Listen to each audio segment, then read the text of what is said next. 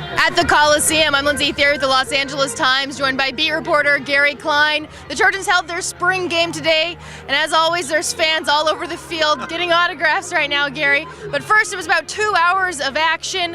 What'd you think of the fan turnout, though? It was a pretty good turnout. I think pretty consistent with what they've had the last few years. You know, this isn't Lincoln, Nebraska. This isn't Norman, Oklahoma. This is Los Angeles. So the fan base has a lot of different things to do. But given how USC finished last season and kind of what's coming up this year, I think they had a pretty good turnout. It was no surprise that they weren't actually able to hold a game because of a shortage of players really on both sides of the ball at different positions.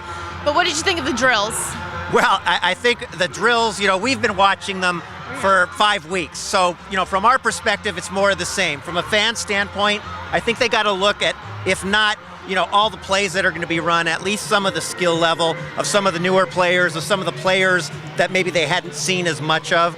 So from that perspective, I think it was a success. But you and I both know what happens out in the spring game rarely, if ever, translates to what happens in the fall. And it appeared Coach Steve Sarkisian wanted to spare his tailbacks from too much bruising because they really didn't have much of a role.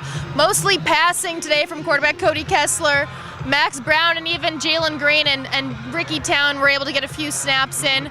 The deep ball, it seems to be what's come out the last couple of practices.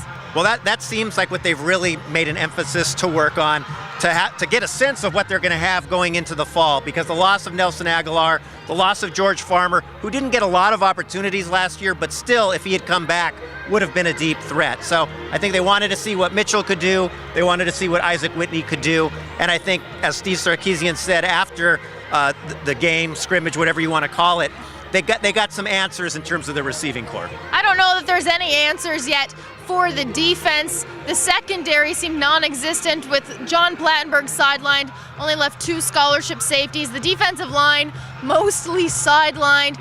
Did you see anything spectacular from them today? Not from a defensive side. You know, we saw Sua Cravens, who continues to improve upon even the performance he had last year.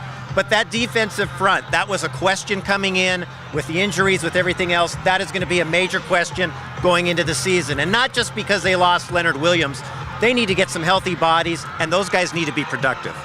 And as always at the spring game, it's a who's who on the sideline. Today it included Ronnie Law, Willie McGinnis, recent Trojans Leonard Williams, and Silas Redd. Be sure to check out the Los Angeles Times for all the latest from the spring game. With Gary Klein, I'm Lindsey Thiry.